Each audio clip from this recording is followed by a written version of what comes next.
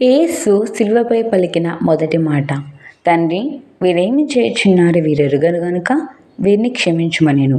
లూకా 23:34.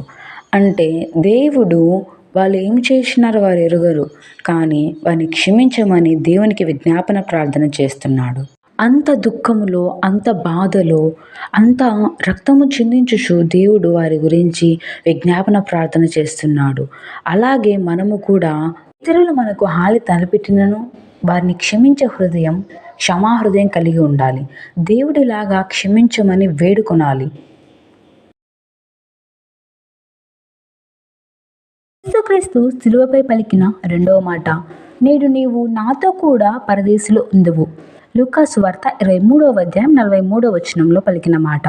ఈ మాట తనతో పాటు ప్రక్కనే సిలువ వేయబడిన దొంగతో పలికిన మాట.